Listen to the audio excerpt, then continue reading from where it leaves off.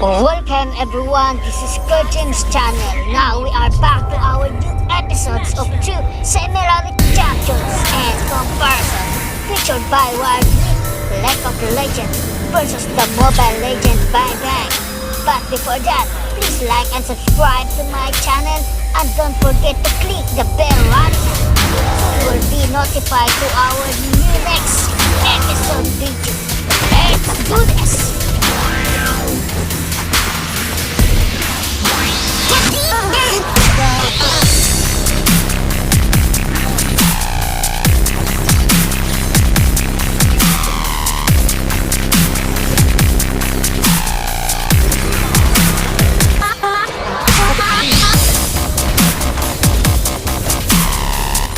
Screaming into existence with the birth of the universe, the void is a manifestation of the unknowable nothingness that lies beyond. It is a force of insatiable hunger, waiting through the eons until its masters, the mysterious Watchers, mark the final time of undoing. To be a mortal touched by this power is to suffer an agonizing glimpse of eternal unreality, enough to shatter even the strongest mind. Denizens of the Void Realm itself are construct creatures, often of only limited sentience, but tasked with a singular purpose, to usher in total oblivion across Runeterra.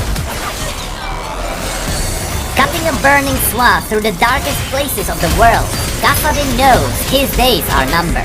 A widely traveled Kuriman guide and adventurer, he had chosen to raise a family among the peaceful southern tribes, until the day his village was consumed by the void. He vowed vengeance, combining a number of arcane artifacts and forbidden technologies for the struggles ahead.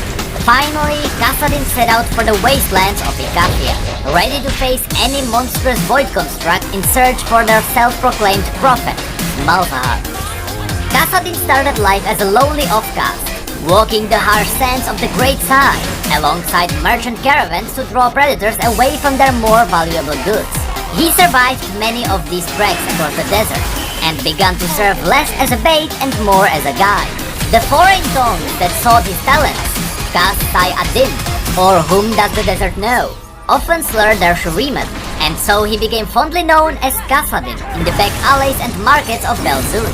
He spent many years exploring the ancient ruins of his homeland, making his employers exceedingly wealthy, but it wasn't until a dig near Zyrima that he found a treasure of his own. He fell in love with a woman from one of the desert tribes. With his wife and newborn daughter, Kassadin settled in a small village in the rocky canyons to the south.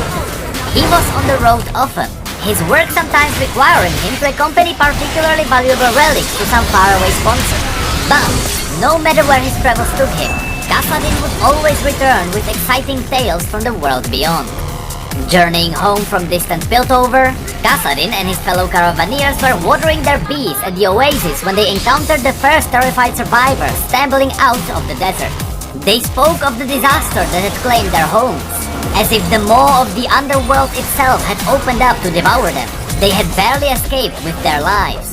Fearing for his own family's safety, Kassadin left the others behind, riding hard, driving his mount almost to exhaustion. When he finally reached the place where his village had once stood, he found only shifting sand and rubble. He clawed at the debris until his hands bled, screaming out his wife and daughter's names, though no answer came. Days later, Kassadin's companions caught up to him, now just a broken and empty man weeping beneath the scorching sun. They dragged him back to Zyrima, but Kassadin would go no further. For years he tried to drown his grief, reduced to little more than a vagrant, until word reached down of the prophet. Whispers of unspeakable horrors that dwelt beneath the earth, and of sacrifices made in their name chilled Kassadin to the bone. He knew well the legends of old Ikathia, and the fate that befell that accursed place. If the void had been deliberately drawn towards Shurima once more, then it had likely been the death of his entire village, and countless more besides. He also knew there were few, if any, who could stand against it. In that moment, Kassadin swore that he would avenge his wife and daughter by destroying this insidious prophet and the source of his abyssal power. He was a man who had made his living by finding safe paths through the most dangerous places, and resolved to arm himself with the most arcane and esoteric weapons ever known to Valorant, fused with Zonite ingenuity and blessed by Ionian spirit healers. He called in every favor he could, from scholars of antiques to common smugglers for their help in acquiring what he sought. Many called him a madman, believing this the last time they would ever see their old friend alive. Kassadin merely thanked them for their concerns and bid them farewell. He would face the void alone. Last of all, he stole the infamous Netherblade of Horror, the sword that had slain 1,000 deceivers in the later days of the Empire. He could feel the cold pull of oblivion in its edge, but no longer had any regard for his own mortality, and nothing of his old life left to lose. Disguised in the robes of pilgrim, more than a decade since he has last set foot anywhere near the desolate land, Kassadin made his way into Icathia. He would go where no man was ever meant to walk. He would have his vengeance, even if it killed him. A zealous seer dedicated to the unification of all life, Malzahar truly believes the newly emerged void to be passed through Terra's salvation. In the desert wastes of Shurima, he followed the voices that whispered in his mind, all the way to ancient Icathia. Amidst the ruins of that land, he gazed into the dark heart of the void itself, and he was gifted new power and purpose. Malzahar now sees himself as a shepherd, empowered to bring others into the fold, or release the voidling creatures that dwell beneath. Beneath the glare of the Shuriman sun, there have always been those blessed with the power of foresight. The only son of aging trinket peddlers, Malzahar did not realize his gift until his parents had already succumbed to a wasting sickness, leaving the young traumatized boy to fend for himself on the city streets of Anakra. He read fortunes in the gutter for a coin or scraps of bread. As his auguries proved more and more accurate, his reputation grew. He used his second sight to predict who a curious cameleer might marry, or where throwing daggers would land in a game of chance at the bazaar. Soon he began to receive patrons not dressed in dirtied sandals, but jeweled slippers. However, for all this, Malzahar could never see his own destiny. His future was hidden.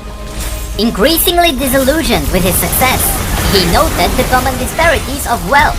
He witnessed those unhappy with their lives acting out in spiteful violence against one another. It was apparent to him that people were bound in a never-ending cycle of pain, often of their own making, and no hopeful prophecy seemed to be able to break it. Malzahar himself soon felt nothing but a sense of emptiness, finally relinquishing his mortal possessions and leaving Amagra for good. For years he roamed the land, from the trackless wastes of the lesser side to the ruins of the old Shurima. By distancing himself from others, he was alone with his thoughts and lust. He divined not just how callous people could be, but also how corrupt the world might yet become.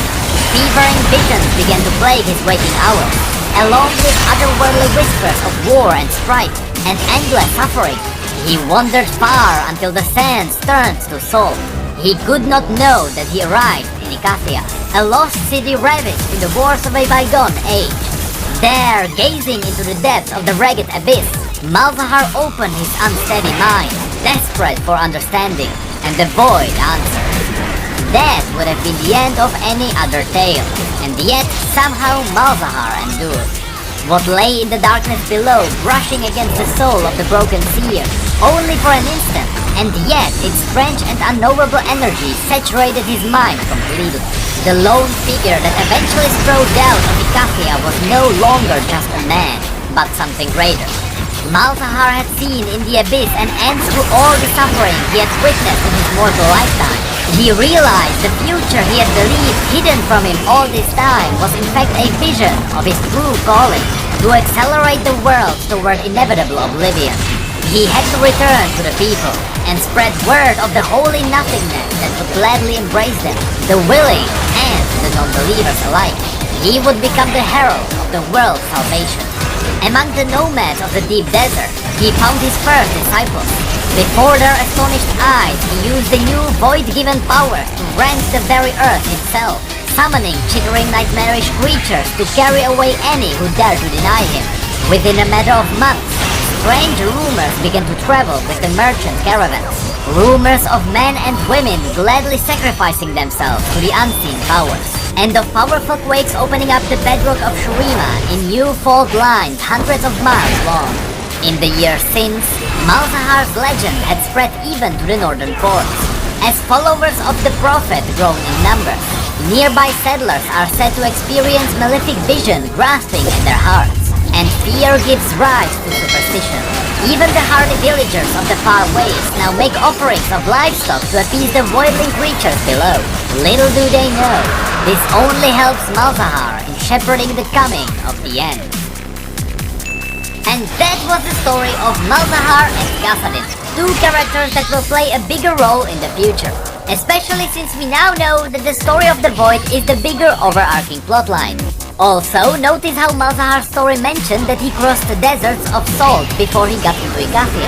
This means that Icathia was cut off with Salt in order to keep the Void back, because we know that Salt is able to starve it out. Just a fun lore fact for those of you who are paying attention. But that's it for this video. So if you enjoyed it, feel free to rate the video and subscribe for more lore and news. You can also follow us on Twitter, Facebook, and Discord if you'd like to chat. Once again, we are streaming pretty often, so have a look at our Twitter too. Our merch and PO box will be in the description. Of course, massive shout out to our patrons for going the extra mile. I can't explain my gratitude enough. And with that, thank you all so much for being here and for your support. You know, I really appreciate it. And as always, thank you again.